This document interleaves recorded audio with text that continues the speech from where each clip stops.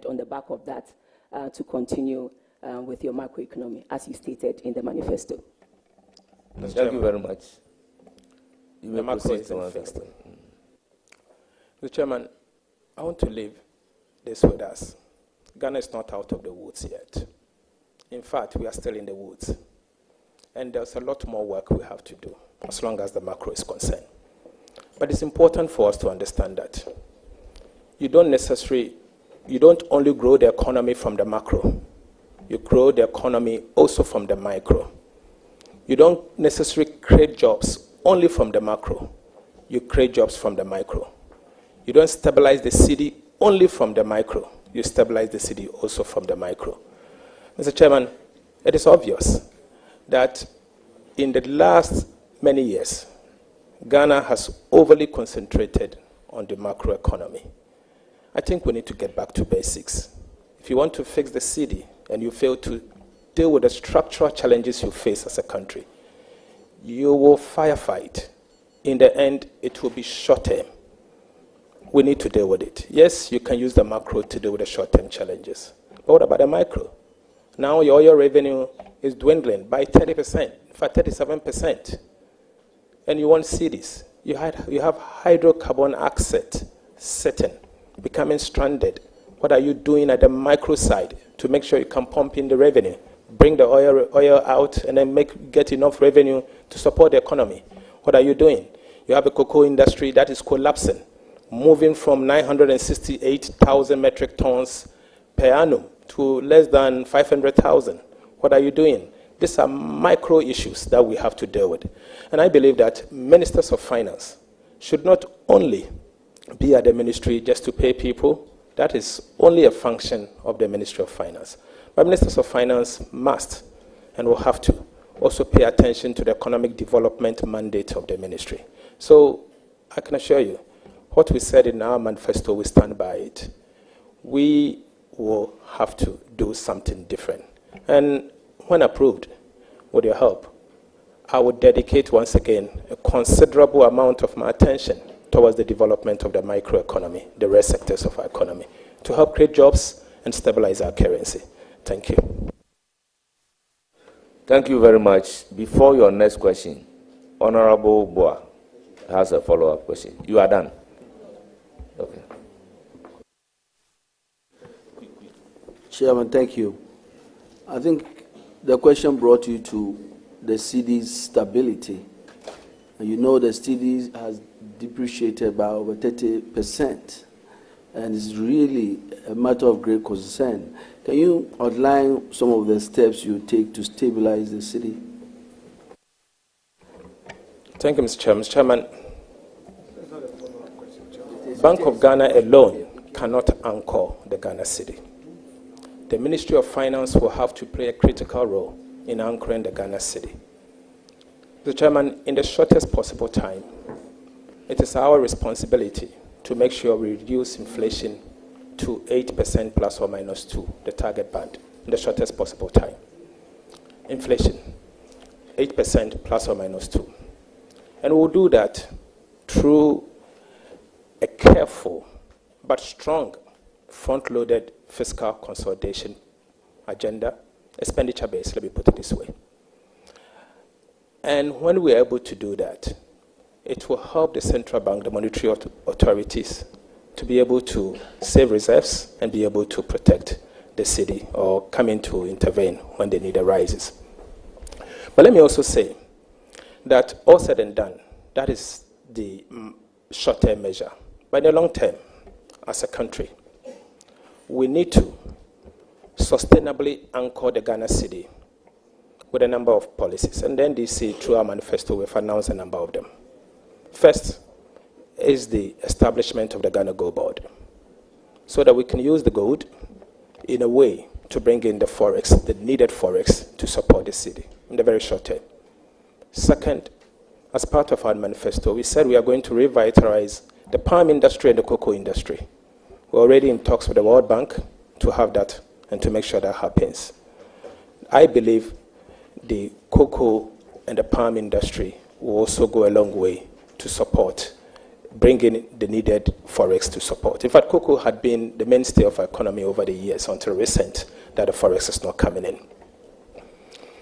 We have to do some work, obviously, with the non-traditional export as well. And most importantly for me, we also need to deal with the hydrocarbons that over the last 8 years, Mr. Chairman, the questioner was a former minister for petroleum. You agree with me that in the last 8 years, we've not been able to bring on stream any additional oil field. That is a major concern. It's not that we don't have the oil is there. It's not that we cannot get additional forex to support. But we need to be quick. And these are things that the Ministry of Finance will have to play a very critical role. So we will sustainably anchor the Cedi by ensuring that these major policies are introduced in the shortest possible time to ensure that we can have a stable Cedi. And that's my priority. As I've said, and I've said it so many times, my priority is stable Cedi, low prices, and indeed job creation. That is a priority, and I'll work to make sure that happens. Thank you. Now, Honorable, your last question. Thank you very much, Mr. Chairman. Mr. Chairman, I heard my brother say that they are going to, according to their manifesto, there's going to be a gold board being set up. And we also know that Bank of Ghana is also having this gold reserve program. So is it a new name for an existing program, or Bank of Ghana will have to halt the current gold reserve program to enable you implement the initiatives in your manifesto? This is just by the way. But my last question is this, my brother. You mentioned that you're going to work very well to improve our revenue measures and increase revenue from the 13.8% of tax to GDP to 16%. I just want to let you know by way of information that is a revenue strategy policy of the ministry, that in the medium term revenue strategy policy, that in the medium term, we're going to take Ghana from the current position where we are to about 20%. And I hope that you find time to look at it, and where you need to tweak it a bit, tweak it and make sure it is implemented for all of us to achieve this target that we have set for ourselves, because at the end of the day, it is the revenues that will accrue to Ghana to enable us to what is expected of us. You also mentioned that you're going to cut the waste. But you know, in the public sector, expenditure composes of, that is my question I'm asking, expenditure composes of compensation, goods and services, and capital expenditure. So when you say you're going to cut the waste, you're going to cut the waste, I'm afraid this is what we have. And unless you want to say you want to rationalize expenditure, but if you say you're going to cut the waste, this is the component of it. Meanwhile, in your manifesto, you also mentioned that you are going to roll out this big expenditure and ticket items. Honorable member, you are not answering question. You are not asking question. You are making statements. I am laying the preamble to answer. The preamble cannot be a thesis. Because you will need that, respectfully, Mr. Chairman. What I'm saying is that in your manifesto, you mentioned some big expenditure items. That one, you're going to roll out the 10 billion big push policy for strategic infrastructure, which is on page 24 of your manifesto. You also mentioned that you're going to implement an economic transformation agenda, which is also on page 24 of your manifesto. You mentioned that you're going to implement the Ghana Framework for Industrialization, Revitalization, Support, and Transformation, aka Ghana First, which is also on page 37 of your manifesto, and your holy grail, that is the 24-hour economy. So with your position of cutting waste and this huge expenditure ticket items in your manifesto, how do we reconcile the two? Thank you. Mr. Chairman, thank you. Mr. Chairman, as for the waste, we'll cut it. And it has to be cut. It has to be cut in such a way that you will not hurt growth and you will not hurt the vulnerable. But we will cut it. Mr. Chairman, I've been in this house for years, 16 years. During this period, I've learned a lot. I learned under Minister Tekpe. I've served on the Finance Committee for 12 years. I've been a ranking member for 6 years. I've been a minority leader for 2 years. Now I'm the majority leader. No one can convince me that our budget does not have waste. We need to cut them. We need to come together, identify them, and cut it. Mr. Chairman, the question is, the waste benefit only a select few, and then its unintended consequences affect all of us as a nation. It ends up breeding fiscal indiscipline, high budget deficit, financing, and in the end, we've seen the outcome. Haircuts. That's the outcome. But let me say that going forward, I will work with your good selves in an open manner, so that together we can work to save our country. Yes, the Honorable Abena made a point that their medium-term revenue strategy is to increase the revenue from its current level to 20%. I hope that is not taxes, because from 13.8 to 20% in the medium term, 2 to 3 years, is very steep. Very steep. 13.8% of GDP to 20% is extremely steep. I'm not saying we cannot, but I will work to achieve it. But let me say that 13.8% to 20% is extremely steep. Have you been able to do it in 8 years? The answer is no. And so, unless it is domestic revenue, which include non-tax revenue, but I can assure you, I'll have a look at all of those. And it is in our interest to increase revenue. And we'll do whatever it takes to increase those revenues. Some of the things we'll do from the expenditure side is the establishment of an independent value for money office, so that Parliament, working with us, will be able to set up a ceiling of government contracts that must go through independent value for money analysis that will be owned by the state. I think that must be done. And it will be the beginning of cutting the waste. And Honorable Abena, I recognize that you've served at the Ministry of Finance for 8 good years. During this period, I know you worked on expenditure, you worked on revenue. So we'll tap into your wisdom. Help us identify some of the waste you may know about so that we can cut them appropriately. Thank you. Thank you very much. It's now the turn of Honorable Mahama Shaibu. Good morning. Thank you very much, Chairman. And good morning, Honorable Nominee, for a well-deserved nomination.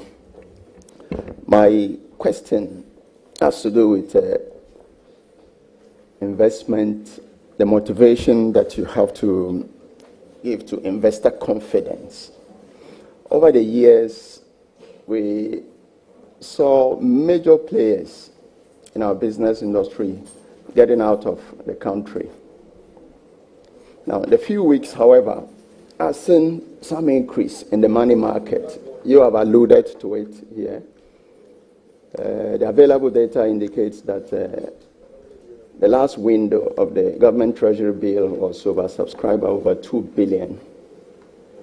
Can you tell us what plans and measures you have to boost investor confidence? Thank you. Mr. Chairman, from our conversation, particularly with the private sector, a lot of things came out. Distorted VAT regime, the need for us to simplify our taxes, an unfriendly working environment. I believe we need to listen once again to the investing community and the private sector. And in doing so, we'll work with them to come out to the blueprint that will encourage the private sector to boom. From the bond side, I don't know if you meant by the money market side or the bond side. We need to immediately improve our credit rating faster. How do you improve the credit rating? Your fiscal will play a role, and signaling to them that you are ready to do things differently. I've signaled already that we will undergo an expenditure-based, strong, front-loaded fiscal consolidation in the shortest possible time, so that together we can send a strong signal to the market, particularly when inflation is reduced. Today, it is very difficult for us to go back to the bond market. But for us to go back there, domestic bond market, I mean, for us to go back there, there are a few things we need to get it right. Your credit rating and inflation. Inflation today is 23.8, the highest in the last 8 months. And you can see that inflation is inching up. It's inching up by the day. Why has inflation become so stubborn? And I think it's a question we need to ask. And what do we have to do to be able to bring inflation to a target band, A plus or minus 2%? It has to start from the fiscal authorities. And we will start. And we know exactly what we have to do. I need your nod. I need your support. And together, we have a responsibility to do what it takes to fix the economy for the benefit of all of us, particularly the ordinary Ghanaian out there who's struggling. So I'm open, very open, for ideas and to listen to you, not only you, but to the private sector and the entire market, to do whatever you have to do. I'm a very lucky man. I come to this job, apart from my personal experience, but I worked under an astute finance minister, the Honorable Cedi, who's like a father to me. I'll reach out anytime, and there are a lot of people. And Honorable Abena is here, a sister I know, Honorable Amin, the former past minister. And so, let's see, whatever it takes, we'll do it. Thank you. Thank you very much. I will now give the floor to Honorable Alassane Umar. Thank you, Chairman, for giving me this opportunity. Mr. Nominee and Leader, congratulations. I have a question on public debt. And I'll base it on the mid-year review, 2024 mid-year policy review. Paragraph 51 stated that the public debt of Ghana is 742 billion cedis as of today. I want to ask you, how do you plan to manage this huge debt? Thank you. Mr. Chairman, thank you very much. Mr. Chairman, we will manage the public debt. I know it's a matter of concern to most of us, but I can assure you, don't be despaired. We'll do whatever it takes to clear the harms that has been created as a result of the debt restructuring.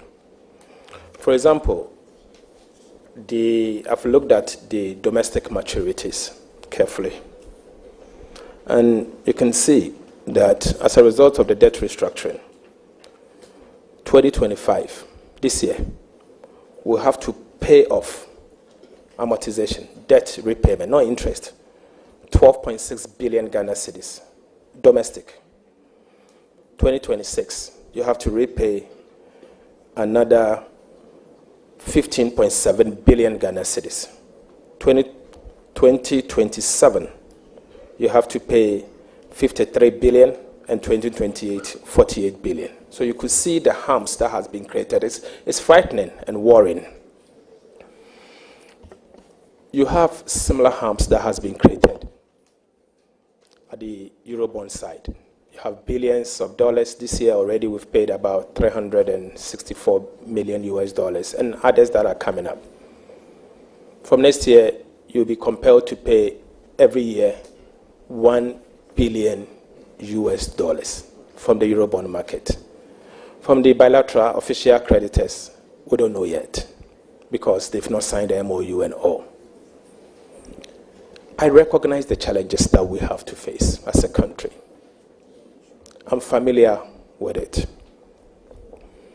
What I can say is that we need to urgently go back to the drawing board to see what we can refinance and what we cannot refinance, and build buffers to take those ones that we cannot refinance. Currently, we do not have buffers to take off some of this debt as and when they fall due, particularly the external side. No buffers. We have to learn from the past. We have to learn from our mistakes as a country. Rambo Setepe once taught me how to build buffers, and his famous sinking fund, when you have the need to save for during good times to take care of eventualities or during bad times. We did the same, to the extent that when we were leaving office, there was enough buffers for the incoming administration to repay the maturing Eurobond. We did just that.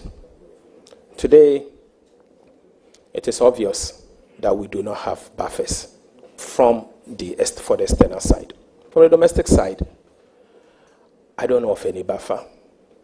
But nevertheless, and as I've said, don't be despaired, we will manage this debt.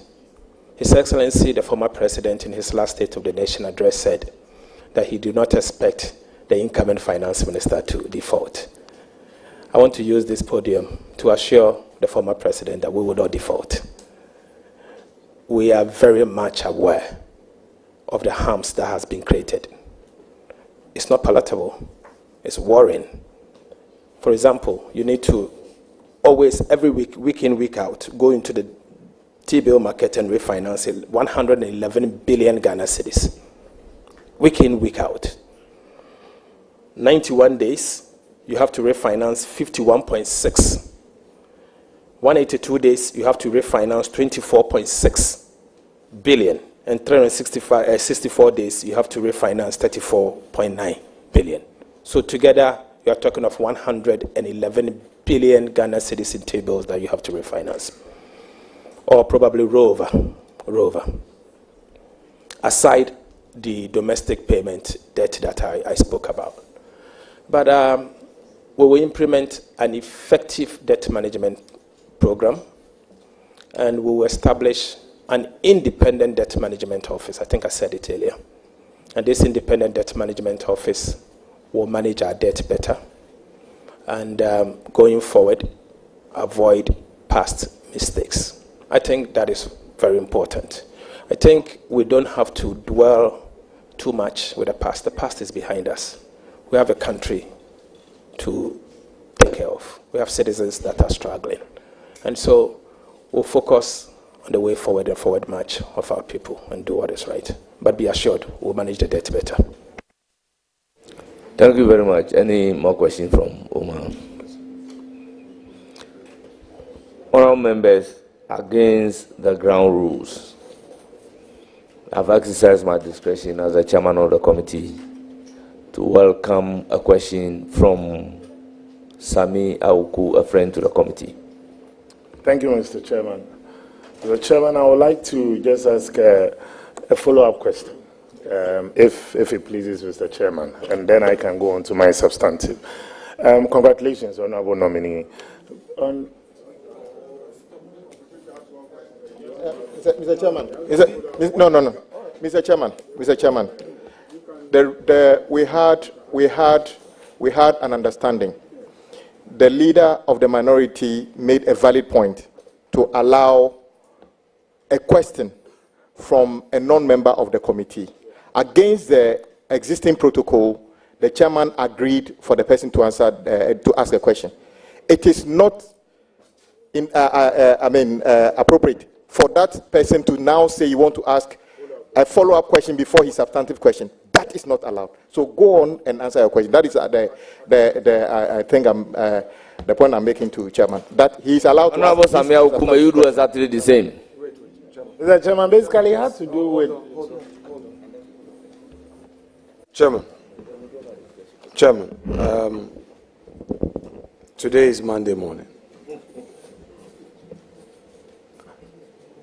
Over and over again, I want to assure colleagues in the majority of our fullest cooperation. I am pleading with all of you in the majority. No attempt should be made to intimidate my members, especially the new ones. Honorable Kwame Govins Agboja, you are an experienced legislator. What you just did, you knew the effect of what you just did. When I pinch you guys a bit, then you're all crying, Afenyo. You do that to my members. I've been calm, I'm watching. You try to take the power from the chair, and then when I'm reacting, you say, I'm being like a co-chair. Don't let us go there. We have started a good morning. Tolerate us enough. Be patient. So far, your side have not done the scrutiny. And we understand you are in government. Scrutiny would largely be done by the minority and the opposition. So please, in all humility, if you be... Yes, no problem. Let me finish. Let me finish. Vice Chair, Mr. Chairman, Mr. Chairman, I need to finish. I allowed Honorable Govins Agboja to finish. Chairman, point of order. Even when I had a point of order, I allowed him to finish. The rule of this game is tolerance. And if you are in government and you still act as though you are in opposition, would have it. Would have it. If your style would be to be attacking me, you would have it. You would have it. Point of order. Chairman, if you think that you are still our side, you've been asking very good questions. I'm on my Chairman. You know you never gave him. Mr. Chairman, you never gave your vice. He's completely out of order. Chairman, you never gave the floor.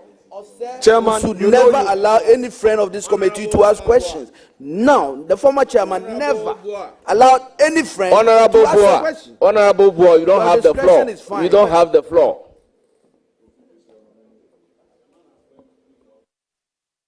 Chairman, I would accord every member of this committee utmost respect. And our side will continue to treat all of us here with utmost respect.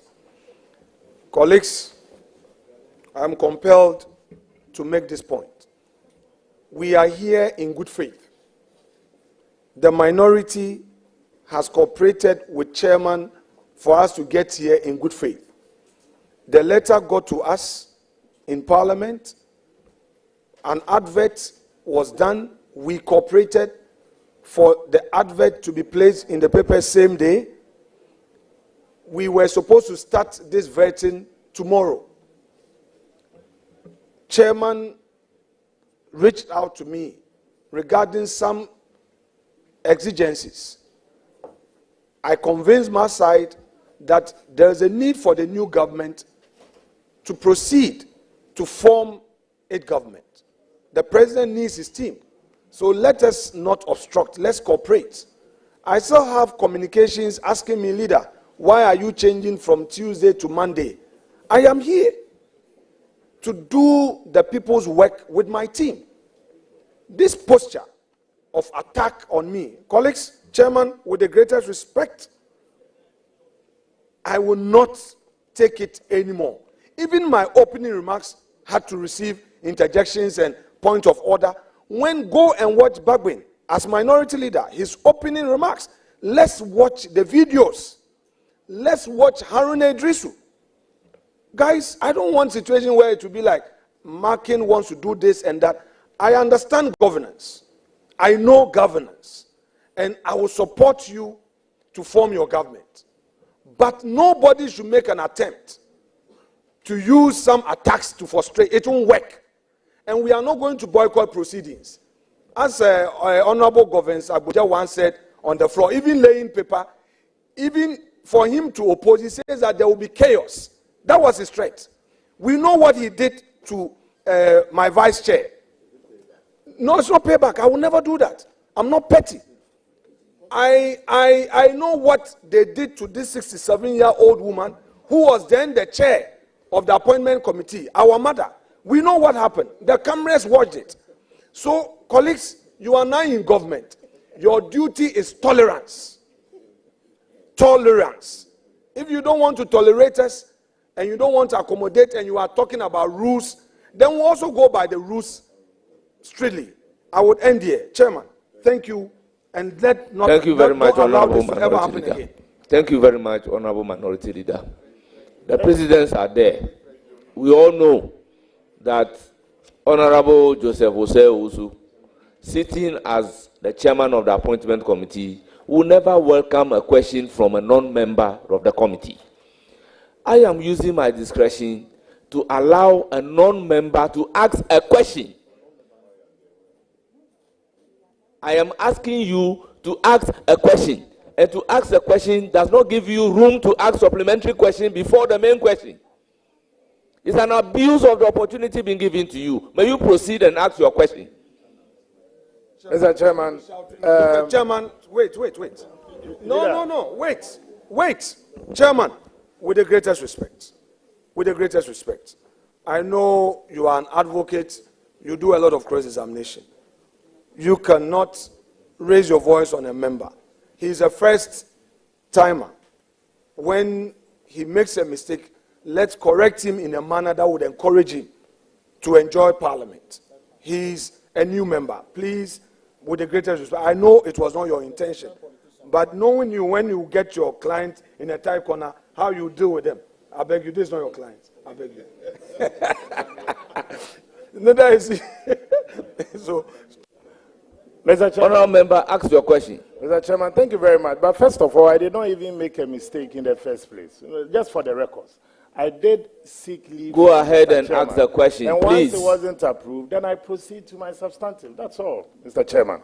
And thank you very much, Mr. Chairman, for the clarity. And I will proceed.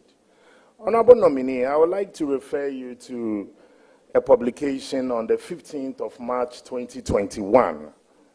And I want to paraphrase because I don't want to miss any word. And I quote, Ghana today, we are complaining that this gambling is destroying our youth. I've read a number of articles on this. I would have thought that the government will come out with a policy to restrict gambling and to even ban it, he said. And this was a quotation attributed to you, Honourable nominee. I want to ask and proceed on this. Do you still stand by this position of banning gambling and banning betting and all that in its entirety, or now your position has changed? That's what I wanted to ask. Thank you. Thank you, Mr. Chairman. Mr. Chairman, I think it's a very good question, and it's an opportunity for me to clarify. Mr. Chairman, I was on a show with the Honourable Kojo Opon Nkrumah, and the contest must come out. The Honourable Kojo Opon Nkrumah, at the time Minister for Information, I'm sure, had the responsibility to sell a government policy on betting. And he said, I'm surprised you are not bringing that portion. He said that betting tax is being implemented because it is destroying our youth, and that the government is introducing this betting tax the government is introducing this betting tax to deter them, equivalent to a sin tax, so that they will not be staking the bet. I retorted on a show being hosted by Evans Mensah on Joy FM PM Express. I retorted by saying that will not solve the problem. That will not solve the problem because I've read a number of articles, and the article presupposes or suggests that it is destroying our youth. And so if you want to introduce a tax, you have to first look at the elasticities, and as to whether the elasticities will mean that imposing such a tax will prevent the individual or the people concerned from the staking of the VAT of the betting or not. But I doubt that will And so if you intend doing that, the best option is to ban it and not to introduce a tax. And I said the tax will not solve the problem. Here we are today. I've been vindicated. Has the tax solved the problem as intended by the government? Big no. I insist that that tax must be abolished. And as Minister of Finance, my first budget, I will abolish the betting tax. Thank you. Thank you very much, Honourable Member. We don't do that in Parliament. We say here, here. No, but they are not. You have to say that. The next person is Honourable Mama Erga. Well done. Yes. Mama Erga.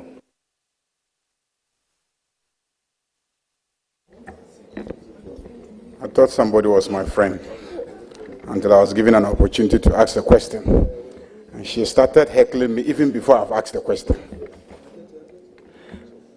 Congratulations, my leader. My real question was to ask you how prepared you are to deal with the multitude of economic challenges confronting Ghana. But after listening to you within these few minutes, I thought it wise to abandon my question. Because even before asking, you have made a case demonstrating your readiness and preparedness to confront the problems of Ghana with greater expertise and finesse than we have seen in the past. So I have a few questions focusing on what my brother and former majority leader and now minority leader raised in his thesis that he read before we started. Oh, it's very beautiful. Thesis. Honourable Member, continue. Proceed. Number one, will you abolish the E-levy?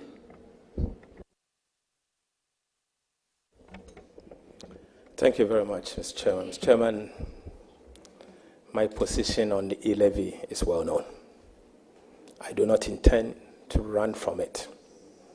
I've written articles against the E-levy. I championed opposition against E-levy. I still stand by them. Mr. Chairman, the E-levy is neither a direct tax, indirect tax, or an excise tax.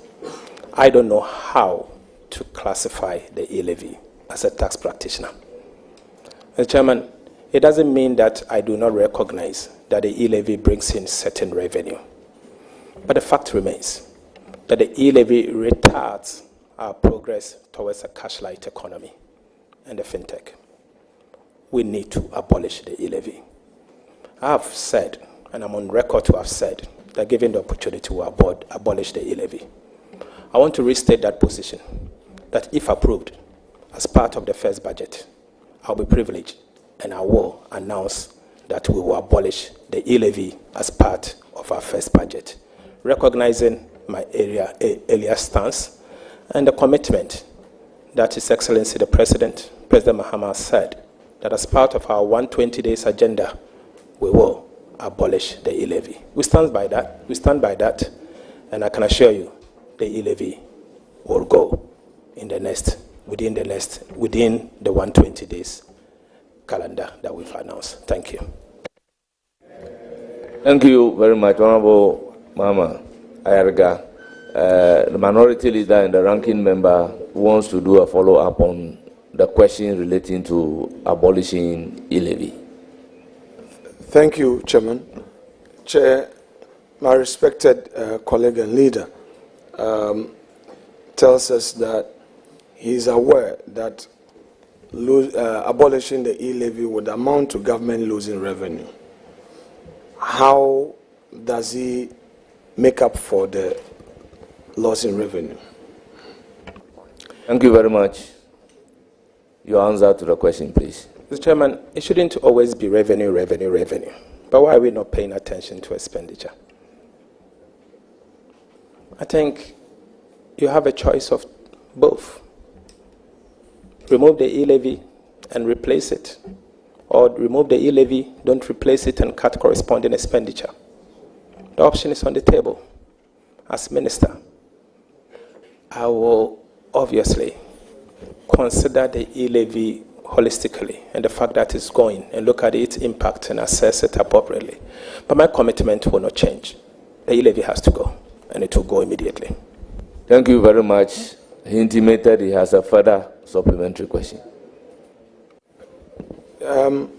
Chair, my respected colleague and leader has introduced an important point, and I find a very intelligent one. He says that it's not always about revenue, but expenditure. We are aware of several expenditure lines. These are largely social intervention programs. Is he saying that he's going to do away with some of the social intervention programs to enable him succeed? Or has he been able to identify a particular expenditure line to be able to deal with? Because to say you are going to abolish it on good authority and you are not going to look for another source of revenue to replace it, but you're going to cut on expenditure, it so suggests that you've identified one. Have you been able to identify one? Mr. Chairman, the quality of expenditure matters. I have said here, and I'm on record to have said that as part of our short-term measures, we will indeed implement a careful but a strong expenditure-based front-loaded fiscal consolidation agenda without hurting growth and the vulnerable. The vulnerable obviously means protecting social protection. Mr. Chairman, I'm a social democrat. My party, the NDC, is a social democratic party. We stand by our ideals. We will not be the ones to hurt the vulnerable. We will protect the vulnerable in our society. Our expenditure cut will be careful, will be done in a way where the vulnerable will be protected. And I've said the quality of expenditure matters. It matters in the sense that expenditure must drive inclusive growth. And so if the expenditure is wasteful and it's not properly targeted and it's not achieving the desired outcome, then you have to relook at it. So we'll be guided. Remember, aside my professional expertise, I'm also a politician. I have won a mandate, and my constituency is a rural constituency. I understand the people of Ghana. I understand the needs of the vulnerable. I understand the dynamics of the political economy. I have monitored Ghana's economy for close to 20 years, 2 decades. I understand its trends, and I can assure you that whatever policy that we will introduce it in such a way that it will drive inclusive growth and help all of us. Thank you. Thank you very much. The ranking member is really enjoying the answers to the question. We may now move on with Honorable Mahama Yarga. Honorable Atufosun, you have been talking about cutting down on expenditure. You've repeated that several times this morning. Is the reduction in the number of ministers and the reduction in the number of existing ministries, is that part of the measures being taken at the highest levels to cut down on expenditure? Mr. Chairman, the size of government matter. It feeds into the expenditure framework. Reducing government ministries from 30 to 23 gives you a savings of 7. 7 bureaucratic agencies. 7 bureaucratic agencies comes with its own cost. Therefore, it is part of the envelope. So straight away you can see the envelope. Today, the Ministry of Finance will have to populate the budget as approved by Parliament for expenditure in advance of appropriations. It has, as part of it, 30 ministries. Immediately they have to realign to 23. So straight away, you have cost centers of 27 that you have to eliminate. Some are fixed, but they are variable costs that you immediately cut. And so you can understand that as part of the government's policy to cut down expenditure, we have already begun. And I'm sure in the next budget, you will be very impressed with us, what some of the things we'll do. I don't want to preempt it. I'm not a minister yet. I will count on you to approve me very fast so that I can start the work. Thank you. Thank you very much. Your last question. My last question is, do you have any doubts about any of our commitments to abolish any of the taxes? Are we reneging? Is there any conversation in the circles of government? Is there any doubt in our mind about any of the taxes that we said we will abolish? Mr. Chairman, certainly no. Certainly no. Thank you very much.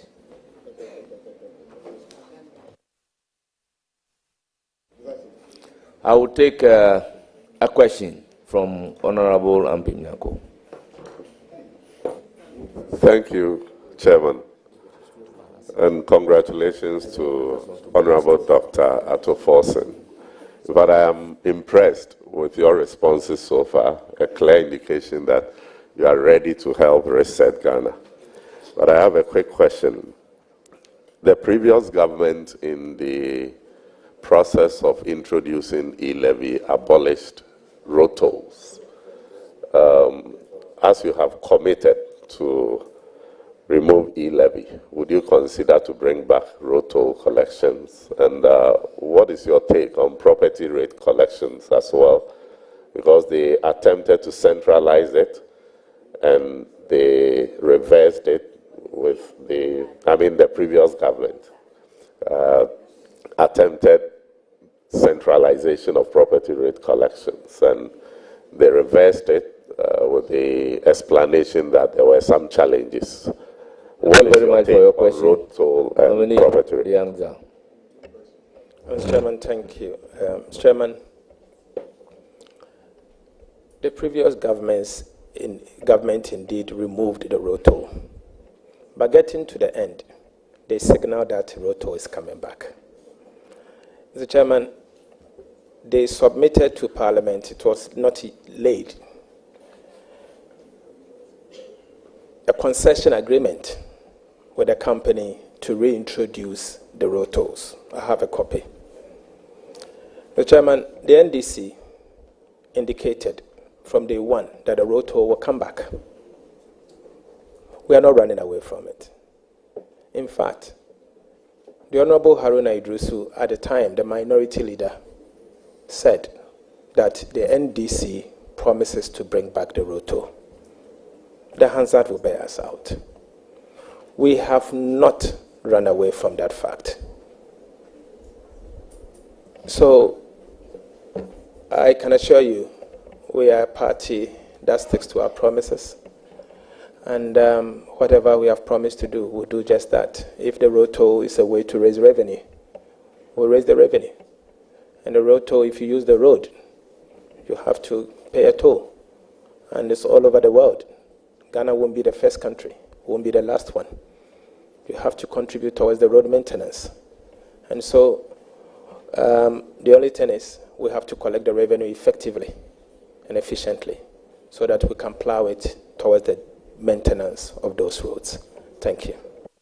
Thank you very much. I will take a question from Gideon Buako.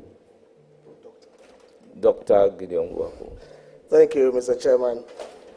Mr. Chairman, the honorable nominee per series affiliated to the Kwame Nkrumah University of Science and Technology Business School. In fact, he signed up for the program at the time I was seconded to the office of the Vice President. So as a lecturer of the business school, I think it is appropriate that on behalf of the KNUST Business School, I congratulate you. And I can see my colleague, Professor Jonathan Annan, sitting behind you to show moral support. Mr. Honorable Nominee, on 3rd April 2019, Ghana's economic management team held a public lecture at the College of Physicians and Surgeons.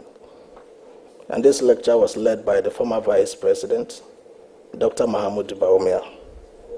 The lecture was themed, Our Progress, Our Status, Our Future.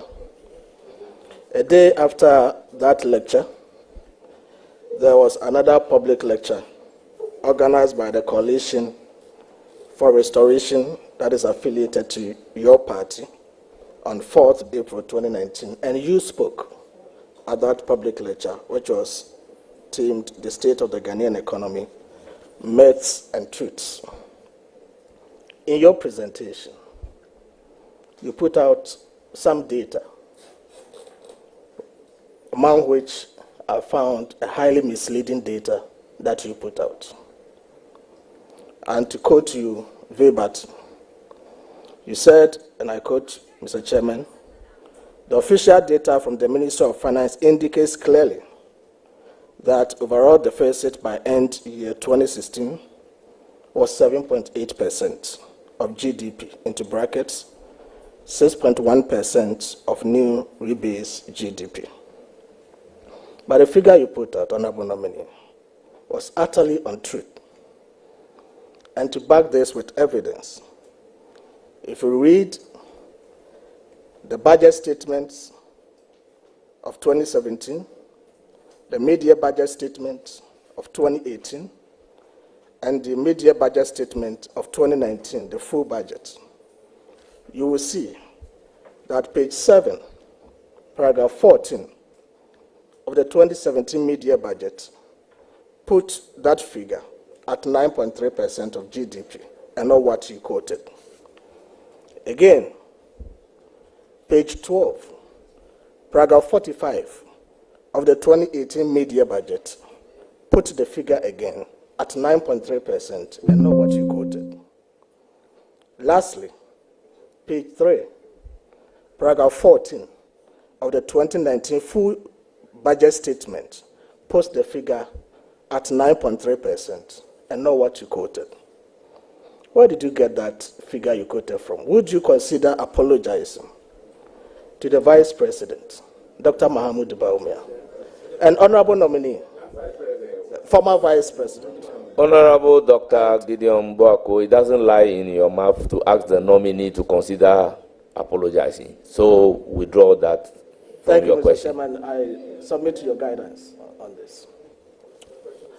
Honorable Nominee, my question is, you know the enviable office of the Finance Minister that potentially you're going to occupy should come with utmost integrity, honesty, backed by meticulousness, profundity, and analytical precision. In your capacity as minority spokesperson, you misled the public with wrong public data. Can you assure this committee that you are not going to sleep on the job and make some of these data presentational errors that we have even experienced in the past, for which Ghana was charged for some misreporting by the IMF? That's my question, Mr. Chairman. Mr. Chairman, thank you very much for this. Before you answer the question, the questioner I will want you to consider withdrawing, going to the office with a degree of honesty, integrity. I mean, it's against our rules. So expunge that from your question. Then I can ask the nominee to answer the Mr. Chairman, question. if you can guide me. I think what the chairman is saying is that the aspect where you delved into his personality. So just say that that bid is deemed withdrawn. Then we make... Mr. Chairman, duly acknowledge. Thank you very much. Nominee, you may proceed to answer the question. Thank you very much, Mr. Chairman. Mr. Chairman, the Honorable Gideon Buakon has got it very wrong. Very wrong in the sense that he's not privy to the IMF data. And I want to refer him to the IMF staff report for 2018 and 2019. And if you can check now, I want to take him into it. Mr. Chairman, he's wrong. In fact, the very 7.8 fiscal deficit for 2016 was reported by the IMF. And Mr. Chairman, the IMF has subsequently even revised the fiscal deficit for 2016 down on cash basis to 6.3%. 6.3%. Mr. Chairman, you know me in this house. I don't just speak. I speak with data. I research before I speak. I use data from independent sources. Ghana was in an IMF program at the time. 2017, the Ministry of Finance presented a budget. They quoted the numbers he's making reference to. I challenged the numbers. In fact, my former boss also challenged the numbers because I was a deputy minister at the time. 2018, they repeated the same inaccurate numbers, and it had become the order of the day. Mr. Chairman, point of order. I have a responsibility. Yes, Mr. Chairman, I have a order. responsibility to defend our legacy. And I had a responsibility to defend our legacy. And in defending the legacy, I actually decided to use data from independent sources, the International Monetary Fund. And in doing so, the IMF presented this data. Mr. Chairman, I'll give you this. This is a dashboard I asked the Ministry of Finance to tabulate for me. Ministry of Finance's own data. I did not compute this data. It's coming from Ministry of Finance. According to the same Ministry of Finance, the fiscal deficit, cash basis for 2016, was 6.3% of GDP. Mr. Chairman, this is not coming from me. So the 7.8%, I was extremely charitable, extremely charitable, because I've weighed off 1.5% of GDP. Because that was what the Ministry of Finance has reported. They gave it to me this morning when I asked for it. This is coming from the Ministry of Finance. So there's no basis for me to apologize. I stated the fact. I stated what is coming from the IMF, what I had earlier on objected to, and I've asked the government to consider relook at the numbers again. Thank you, Mr. Chairman. Thank you very much, Honorable Nominee. We indicated earlier that he doesn't have the power to ask any nominee to apologize. He doesn't lie in his mouth, and it was withdrawn. So I will move to the next questioner, member of the committee, Honorable.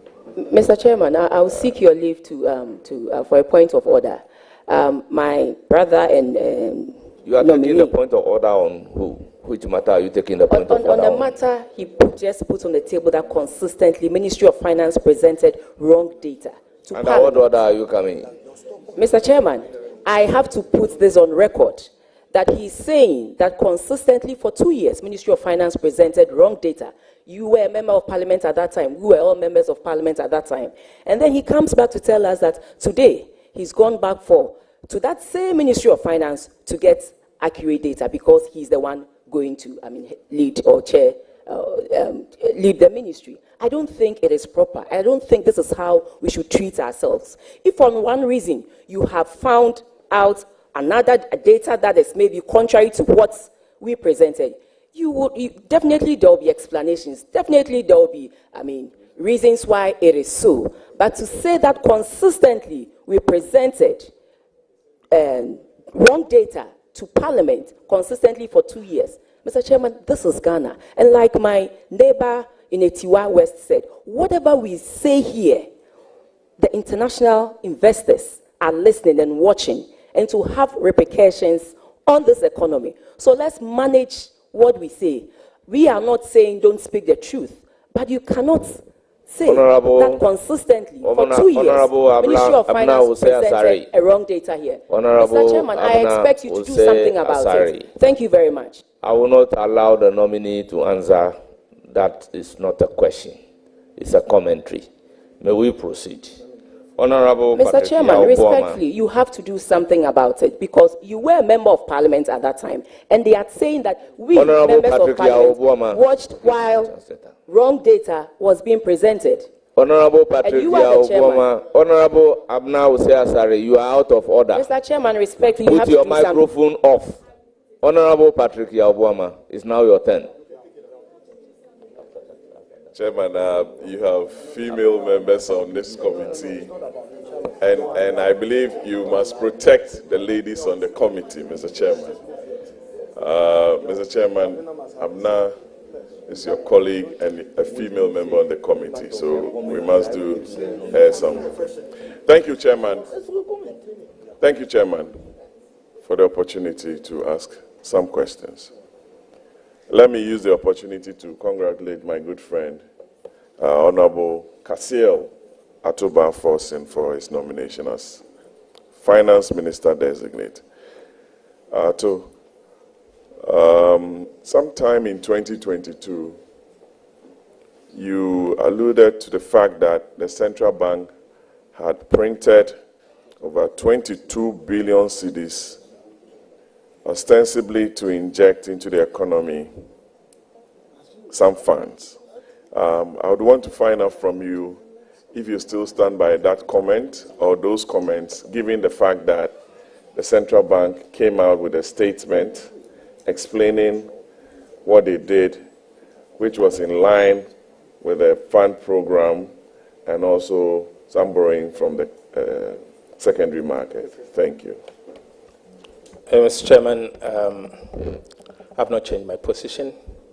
Ghana was not in an IMF program in 2022, and it cannot be in line with the IMF program.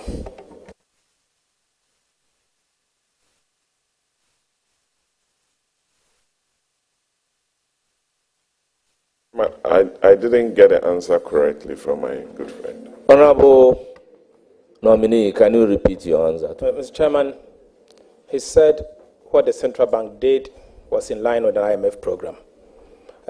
Ghana was not in an IMF program, and I stand my position that the central bank indeed engaged in monetary financing, in other words known as money printing. Much for repeating your answer. Your second question.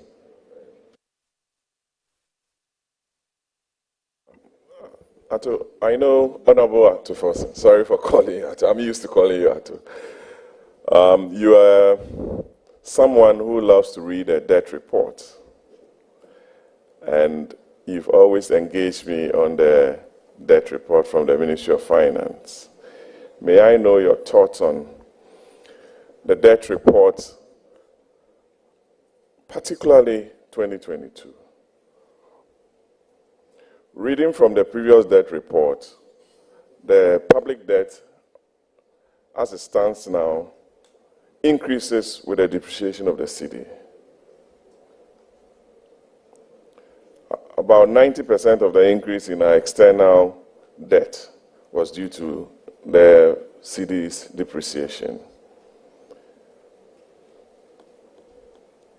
which is mainly outside the purview of the central bank or the Ministry of Finance, what are you going to do differently to ensure that exchange rate depreciation do not have a very negative effect on our balance of payments? Thank you. Thank you, Honourable Member. Honourable Nominee, your answer to the question. Mr. Chairman, thank you very much. Mr. Chairman, yes, this House always considers the debt report. The Finance Committee always considers the debt report.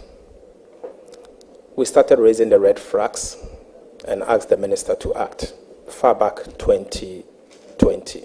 In fact, we deepened our call in 2021 and asked the government to act immediately. Our major concern at the time had to do with the exclusion of certain lines. ESLA bond, Sino-Hydro loan, Dache bond, and many others. And we said, what they are doing is wrong.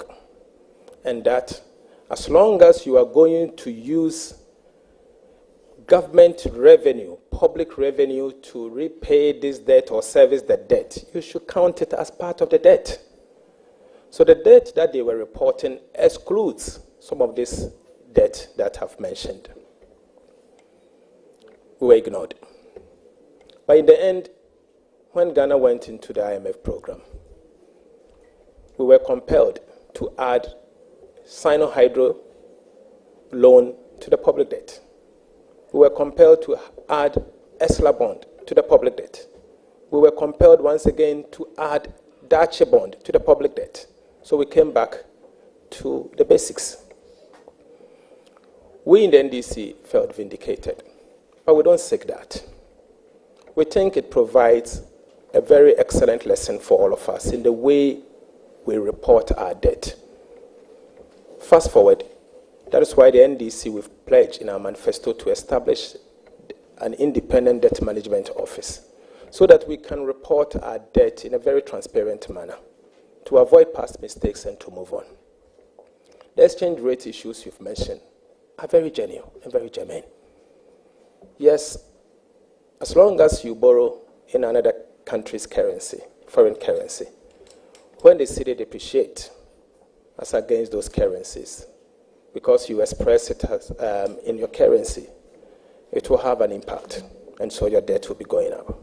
But remember, it's also your responsibility to manage the currency, and it's not someone else's responsibility. And Central Bank, the Bank of Ghana, has a role to play in the management. In fact, they have to manage the currency and stabilize the currency. But the Ministry of Finance has a role to play. So the behavior of the fiscal authorities will have some positive or negative transmissions at the monetary side. And so together, we have to do it. When approved as minister, I will work or coordinate effectively with the central bank for us to be able to anchor the cedi together, so that between the Ministry of Finance and the central bank, we can anchor the currency. That must be done. I strongly also believe that monetary finance must be eliminated. We've done it in the past in 2016, and monetary financing has a role to play in the inflation that we saw in 2016, and the cedi that we saw depreciating to a level that you are talking about. So we need to work together and find a way to deal with the concerns that we've raised. I'm committed to that, and we'll work to do that. Thank you. Minister, there's just a question to the chairman. I know there are some cocoa farmers in and around Ejumako and Yanesiam. Asin area, Denchira, Ashanti, Western North. They are all listening to you. And they would want to know from you as Minister of Finance, because under the previous administration, Cocoa Board was moved from the Ministry of Finance to Ministry of Agric. People had issues with it. They want to know from you, from a cocoa growing area, whether you are immediately going to increase, as promised, the producer price of cocoa to 6,000 Ghana cedis per bag, as promised. Thank you very much, and I wish you the very best, Ato. Thank you, Mr. Chairman. Mr. Chairman. Go ahead, please go ahead. Mr. Chairman, as we speak, the chairman of the Producer Price Review Committee is the Minister for Agriculture and not the Minister for Finance. The government changed the position.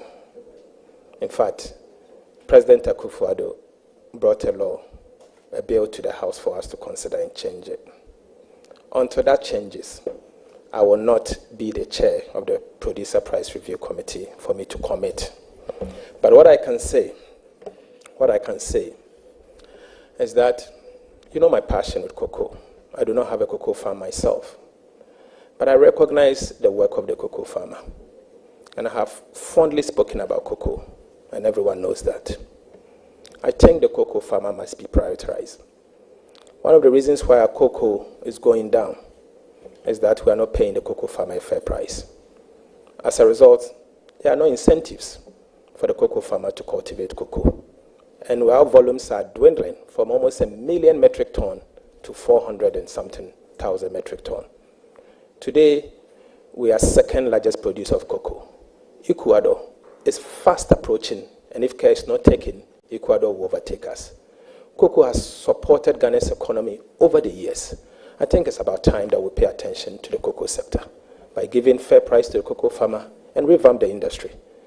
As minister, obviously, as Minister of Finance, when approved, I will work with the Ghana Cocoa Board as a rare sector active player to revitalize the cocoa sector, but at the same time paying attention to what the cocoa farmer gets. Because we need to incentivize them, we need to encourage them for them to be able to cultivate the cocoa and for them to be able to also be encouraged to stay within the sector. Remember, the cocoa industry is more or less the largest single employer of Ghana's economy. And it cuts across how many regions in our country. Almost half of this country produces cocoa. So don't overlook cocoa, and we will not overlook cocoa. Minister, thank you very much. Just to give you some information, yes. that committee is co-chaired by the Minister of Finance and the Minister. So you have a voice. Right from the word go, you have a voice. So that even empowers me stronger. Thank you very much. And my passion will always come to play. Thank you. It's now the turn of Honorable Governor Kwame Abuja, the Majority Chief Whip. Chairman, thank you. I also want to take the opportunity to congratulate my boss, the Majority Leader, Honorable Kesel Atoba Forsen. Working with you as your whip, I have no doubt you are cut for this job. You are a personality determined to achieve results, and you are selfless, and you love your country. I believe with you in the chair, you will be able to drive, on behalf of the President, the economic reset that we all desire as a people of this country. Chair, I have an observation. I haven't served long enough on this committee, but I have this to say. This is the longest vetting of a leader since I entered Parliament. Though my very good friend, the respected Minority Leader, made the point that there's a convention that leaders are vetted differently. And I was here when even the Deputy Majority Whip at the time, Honorable Lydia Alassane, was vetted. That rule even applied to her as a Deputy Whip. We are approaching 3 hours of vetting. There's a perception that these things only apply when our colleague NPP are at the receiving end, i.e., when they need to benefit, these rules apply. And we on the NDC side follow through. Let this just be on the record that one day, if a leader gets vetted 3 hours, 4 hours, it wouldn't be that, oh, because it's NPP or NDC, but you have actually set the precedence. Let me go to another observation. My very respected leader, I know he knows his numbers, and he actually goes not only read Hansards, but actually watch videos of proceedings in Parliament. And we all learn from him sometimes, though I came to Parliament with him. His premium on details are correct. In his, what I call the press, using this platform for a press conference initially, he spoke about a lot of things. One of the important things he spoke about was the communication from His Excellency the President to this House, where he suggested that Order 65.1 says that that type of letter should be signed by the President, Vice President, or a minister designated by the President. And he took issues with Dr. Kalisu signing that letter. I have here in my hands a letter dated 21st January 2021. And this letter communicates President Akufo-Addo's nominees for ministerial and regional ministerial designate. And guess what? The person who signed this letter is not even the President's Executive Secretary, but somebody called Honorable Eugene Ahin, Acting Director of Communication, Office of the President. So, whilst I agree with you that, yes, address to the Speaker, the thing says it's all here. I'll hand it over to you. So what I'm saying is that I agree with him that Order 65.1 should be adhered to. But the point is that this is nothing new in this House. Indeed, the Executive Secretary of the President has communicated to this House appointing people to authority under that same thing. So just for the records.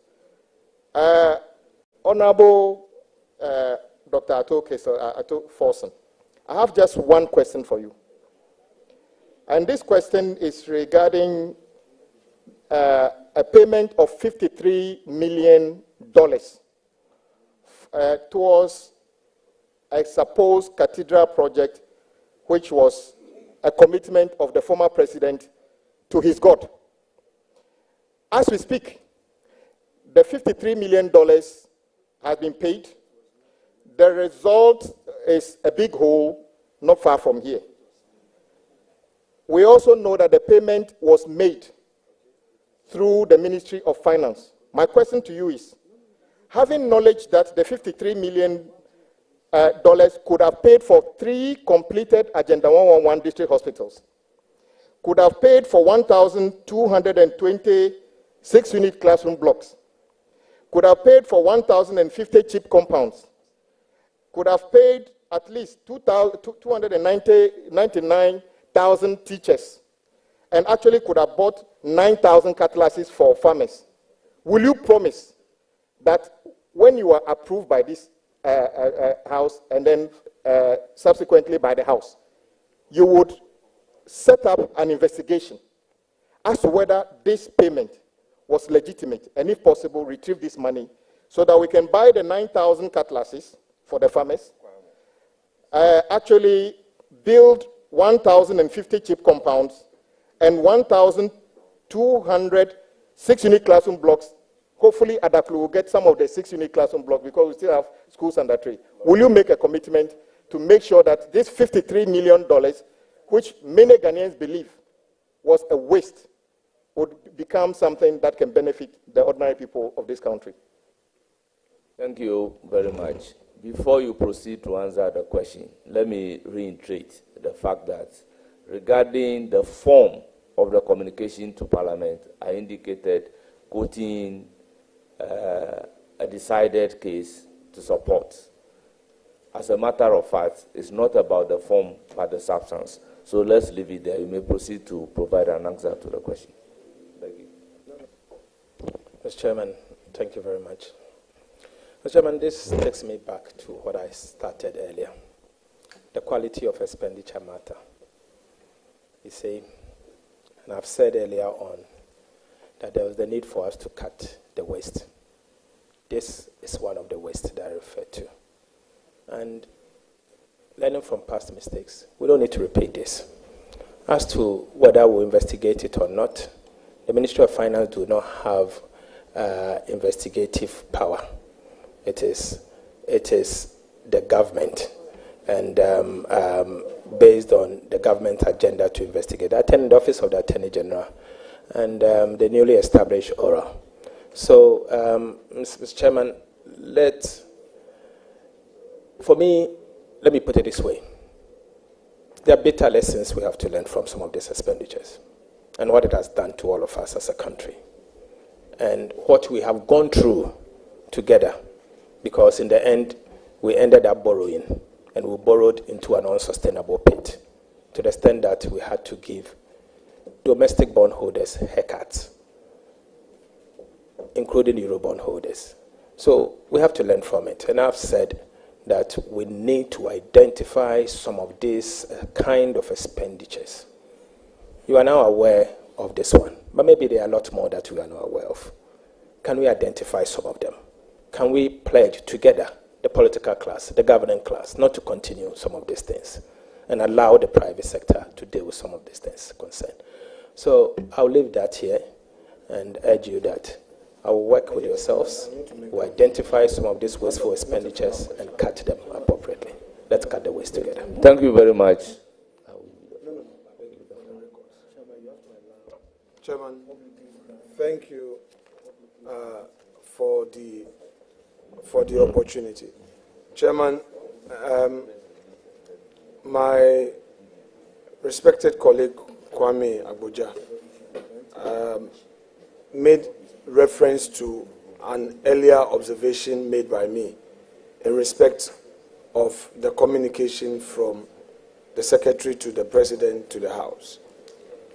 He did suggest that there is precedence and that in January 2021, specifically 21st of January 2021, a communication from the Presidency was signed by Eugene Ahin, Acting Director of Communication, informing the Speaker of some nominees, and that to him is a precedence.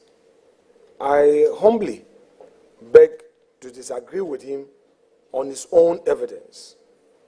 The letter he referred to is rather a press release, not a letter to the Speaker. And for his own record, it's titled "For Immediate Release, President Akufo-Addo's nominees for ministerial and regional ministers designate." The President of the Republic, Nana Addo Dankwa Akufo-Addo, has submitted to Parliament for prior approval through the Speaker, Right Honorable Alban Sumana Kingsford Bagbin, the names of the following persons for appointments as ministers in his new government. So, just for the record, my respected colleague, please, my respected colleague, Eugene Ahin has never written on behalf of the President to the Speaker. This is a press release. And if you want me to read the conclusion, I will. President Akufo-Addo is hopeful that Parliament will see to the prompt approval of his nominees so that they can assist in the delivery of his mandate for his second term in office. This is the press release. And in fact, our colleague, Ufosu Kwachi, as the acting spokesperson for the President, has actually also released a statement in respect of the nominees that got to Parliament. So I'm saying that, get the fact right, Eugene Ahin, for records, never wrote to Parliament. And that was not what I was referring to. I referred to the letter from the Secretary. In any event, I relied on the rules of the House. So please, Eugene never wrote to us, and I did not mislead the public, neither did I quote the wrong law, or neither was I suggesting that there was no such precedent and that this is something that, I got wrong. I couldn't have gotten it wrong, with respect, sir.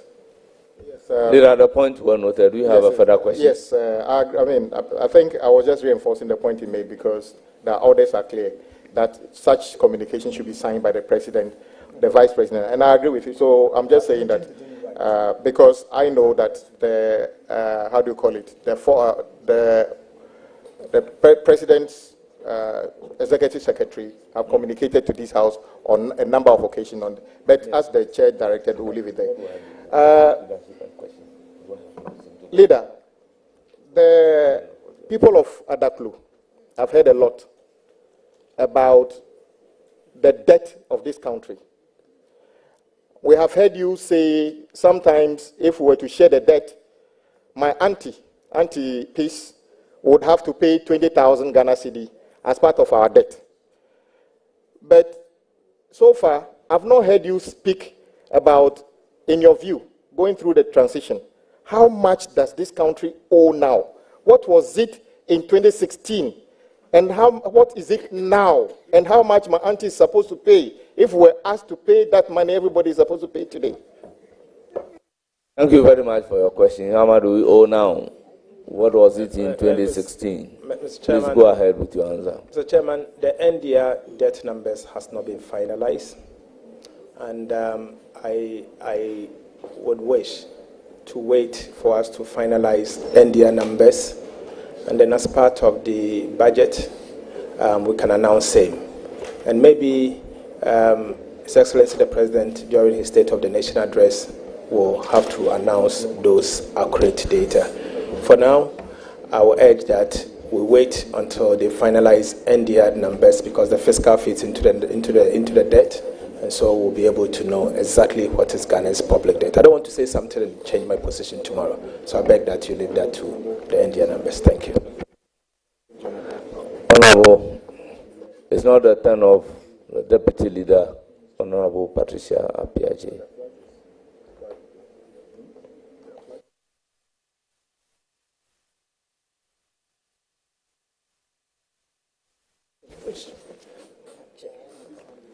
Thank you very much, Mr. Chairman. Honorable Leader, that's my favorite leader. Having been here for all this while, I've been wondering how many sins this committee has committed to fast-track your vetting today.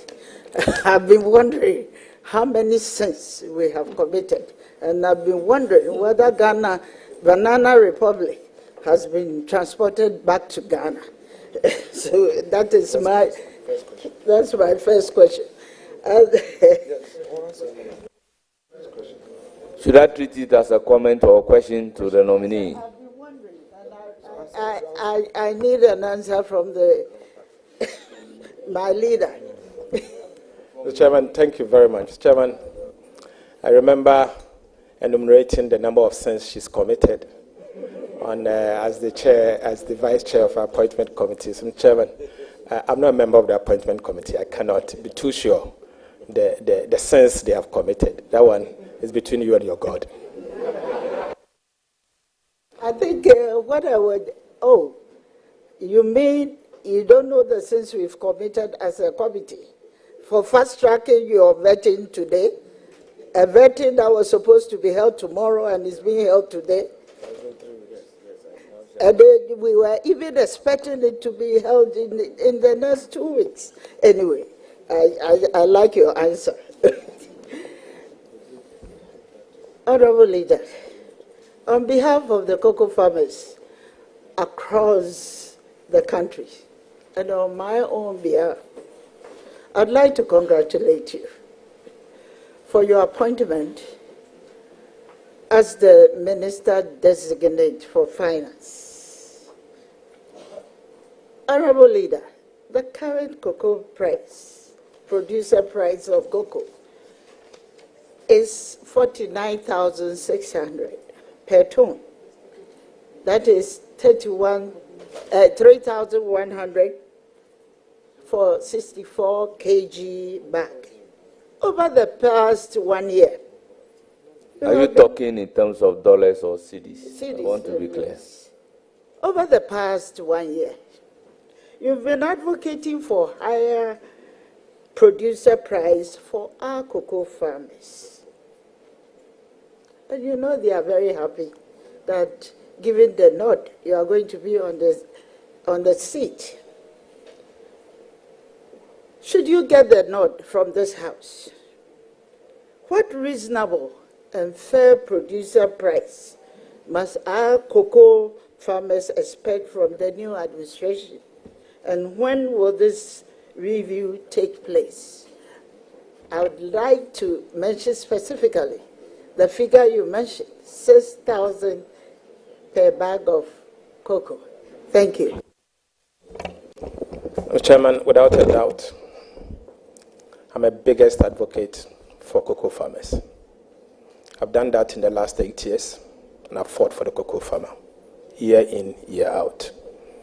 I will not change that. I will work to improve the lot of the cocoa farmer, recognizing their contribution to the economy, recognizing that the cocoa sector has been the mainstay of Ghana's economy for years. My concern, and I've always raised these concerns, has to do with the fact that the sector is collapsing and dwindling at a very fast rate, in fact, at an exponential rate. I think we need to do something, including the farm gate price and revamping the sector itself. I've said that the ministry, the Ghana Cocoa Board is currently under the Ministry of Agriculture. It is not under the Ministry of Finance, unless there's a policy change. But let me speak to what is before us now. It is not under the Ministry of Finance. So I do not have the sole power, prerogative, to announce cocoa price today. But obviously, as a minister, I'll be the champion for cocoa farmers, and I'll make sure that they get a fair price. Thank you. Thank you very much. Any further question? Yes, this will be a follow-up because I remember vividly on the floor of Parliament, the minister indicated that he is going to advocate for 6,000 a bag for cocoa farmers. And I'm surprised that you are now saying that it doesn't lie within your sole prerogative to do that. You were emphatic to do that. So should we demand that from you, that farmers are listening?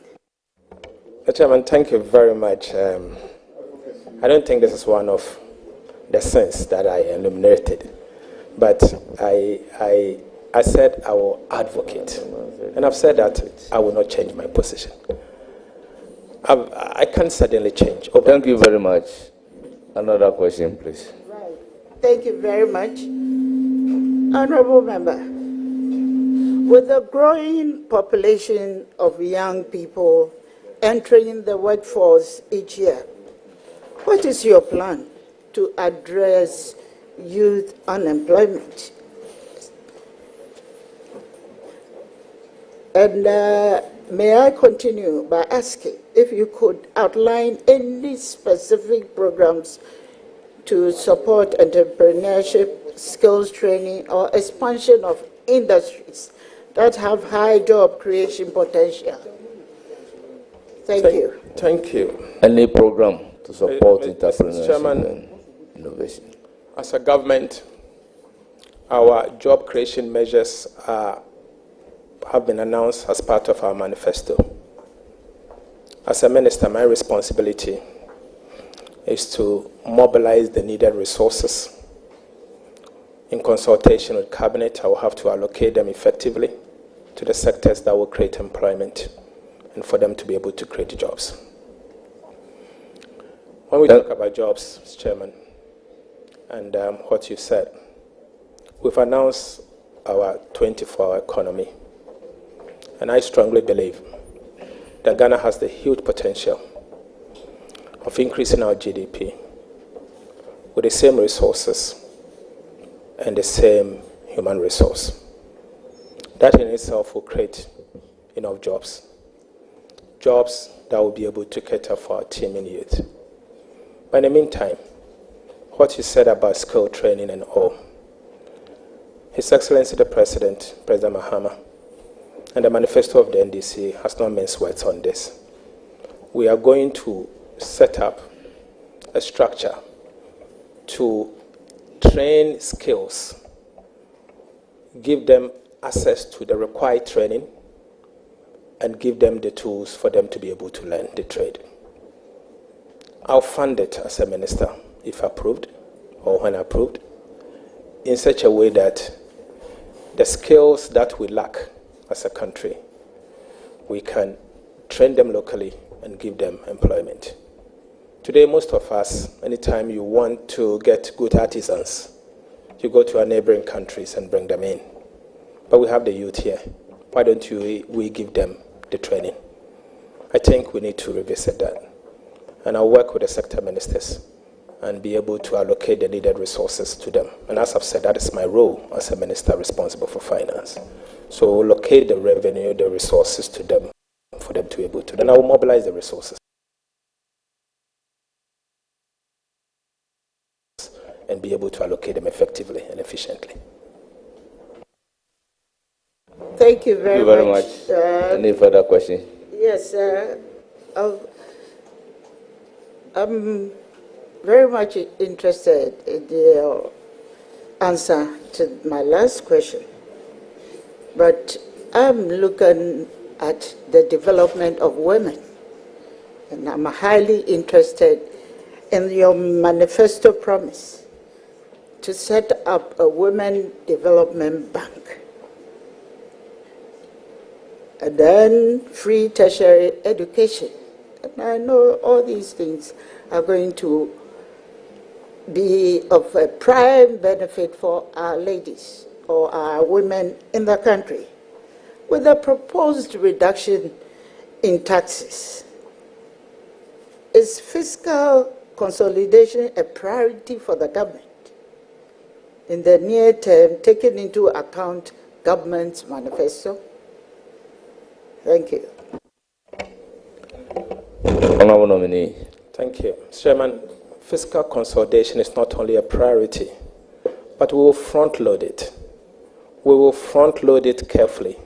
At the same time, we'll signal to the investor community strongly that fiscal consolidation is not only a priority, but we'll front load it in a way, at the same time not ignoring the impact on growth and protecting the vulnerable. So that, I can assure you, it is a priority. We have an option to rationalize some of these expenditures. And so it's a matter of switching and rationalizing. So it doesn't mean the flagship we've announced as part of our manifesto does not mean we are going to increase expenditure. That is not what it means. It's a priority of government, and we'll do just that.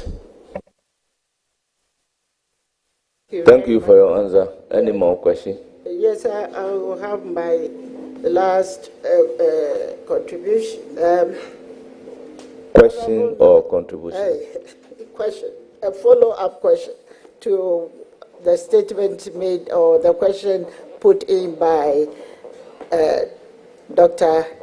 Boakun.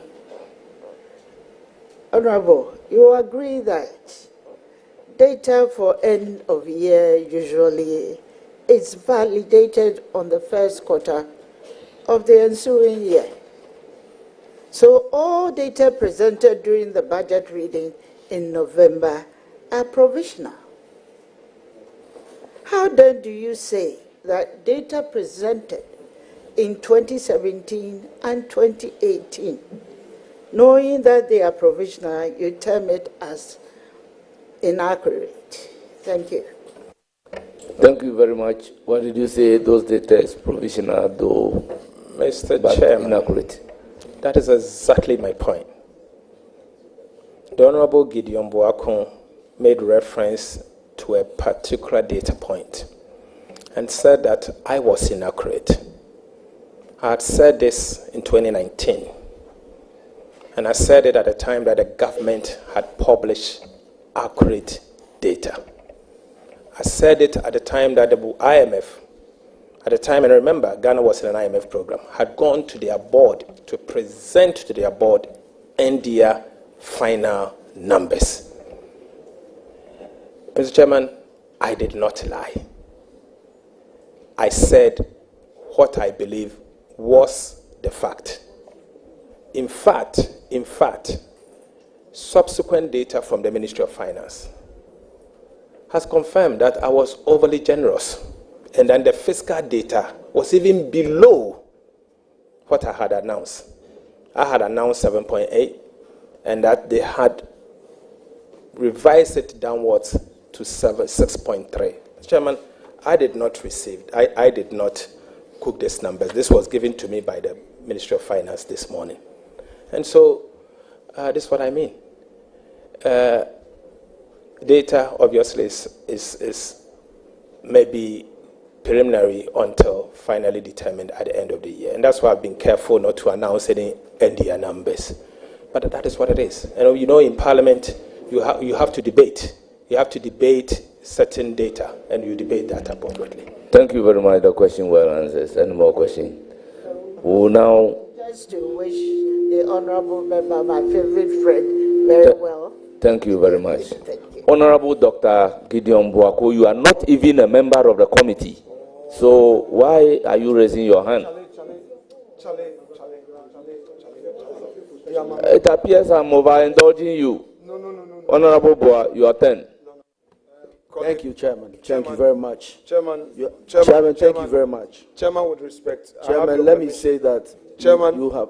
With the greatest respect. Chairman. No, don't. I think that Chairman, I need to come in on this. But the Chairman has recognized me unless he changes his mind. Honourable Minority Leader, I recognize Honourable Bua. Chairman, I'm in for a point of order. Chairman, point of order. Chairman, let's deal with this before. Thank you, Chairman. Chairman, let's deal with this. Honourable Afenyomarkin, Chairman, let's deal with this. Respect the chair. Let's deal with this before we respect the chair. Chairman, let's deal with this. Please respect the chair. Leader, I have recognized Amabua. And I have noted Thereafter, that. I can give you the floor. Chairman. Honourable Minority Leader. Chairman. Honourable Minority Leader, I have recognized Honourable Amabua, the Deputy Majority Leader. I will give you the floor thereafter. Chairman, with the greatest respect. Chairman, let me go ahead. Chairman, with the greatest respect.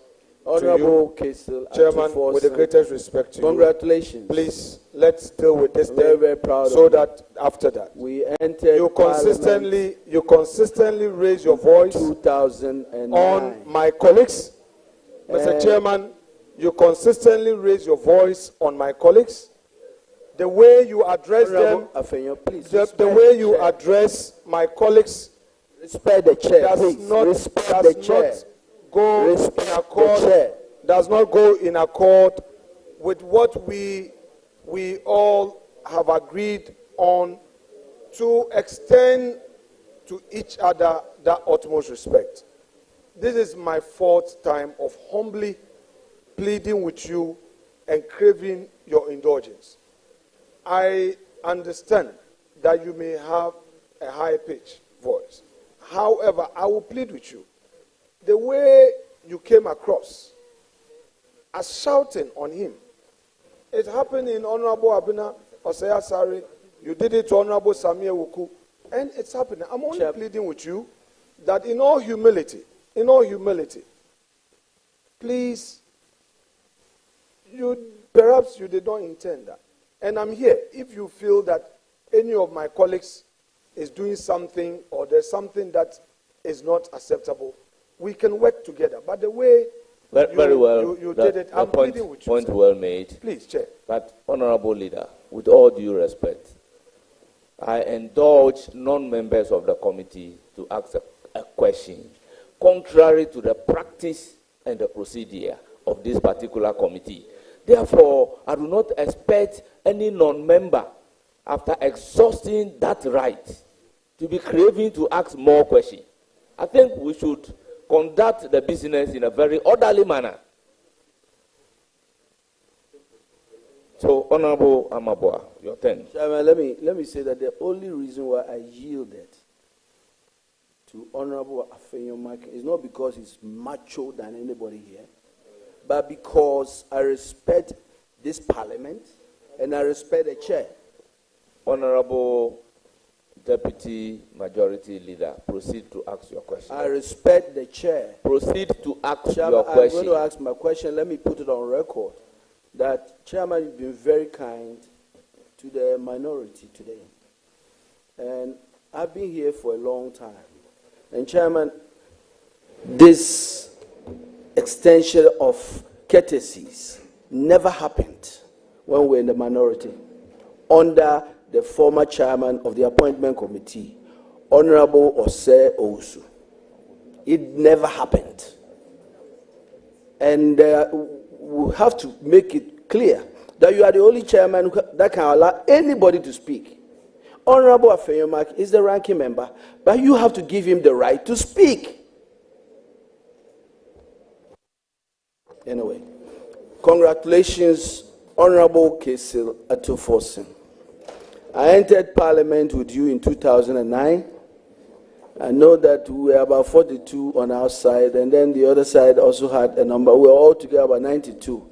Today, after 16 years, well, we are only 4 left. That speaks volumes about the attrition of Parliament. But I am very, very, very proud of you. So if I say I know you very well, I know you very well. You are a man of complete integrity, and you speak with data and facts. And I am very, very confident that that's exactly what you do. I'm very proud of your performance today, and I think you've calmed the nerves of the people of Ghana and given them the assurance that you are going to really lead, quite frankly, the finance ministry to success. So, my respected leader, I must also congratulate you on behalf of our colleague. You, as minority leader, will be remembered as the leader that in the last 2 years led the minority from 137 to 188 seats. Congratulations. So I'll go straight to my question. Ghana's economy, Honorable, is grappling with serious challenges. I think you've talked a lot about them. There to GDP issues, inflation, and high unemployment.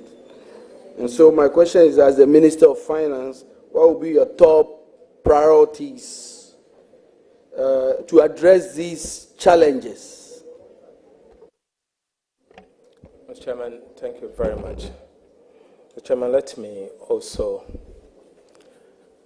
thank His Excellency the President for the honor done me, and my party, the NDC, again, for giving me such an opportunity to serve Ghana in such a high position, in a position of trust. I come to this position very well prepared. I have 16 years experience in public service after some years in the private sector. The Chairman, in politics, you are aware that I've served one as a Deputy Minister of Finance,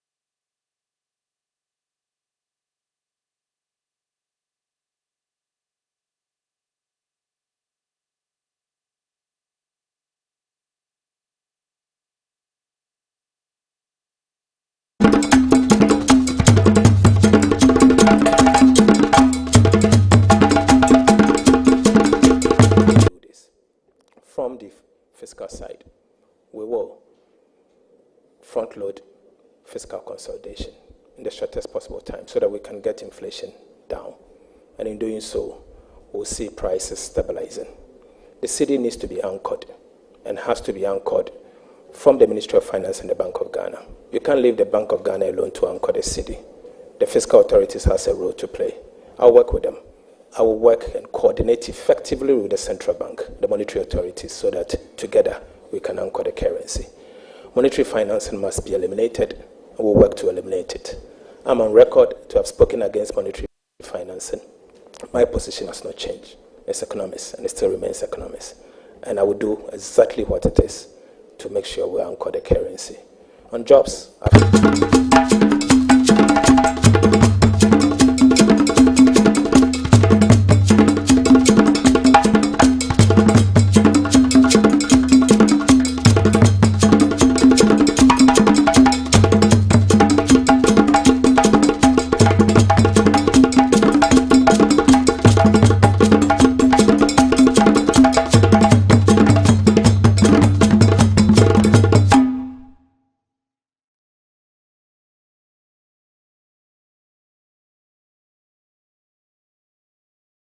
to help me to achieve. Thank you. Thank you. Shama, can I go ahead? Yes. Okay. So you talked a lot about the cost of living crisis, food inflation.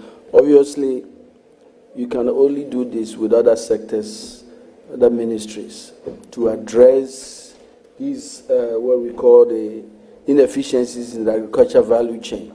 Can you outline some of the strategies that you do, working with other structures to address these inefficiencies in the agriculture value chain?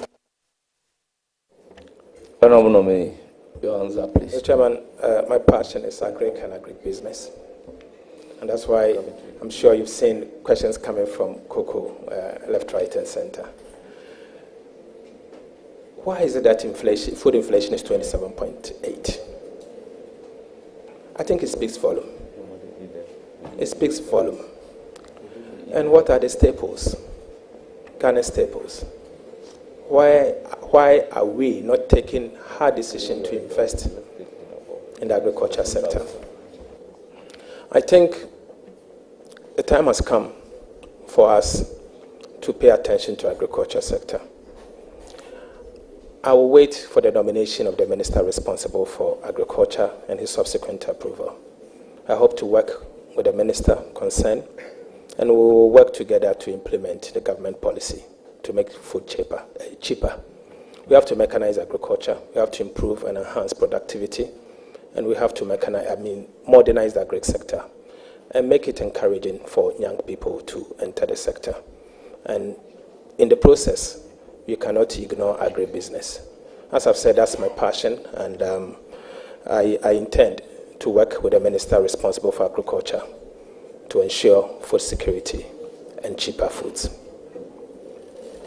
All right, Minister, I wish you all the best. Thank you very much. Any more questions? No, thank you very much. Thank you. I may allow questions from the ranking member, Honorable Deputy Minority Leader, Alexander Kwamina Afenyo-Martins. Honorable Deputy Minority Leader. Yes, Deputy Minority Leader. Honorable Deputy Ranking and Minority. Ranking Member and Minority Leader.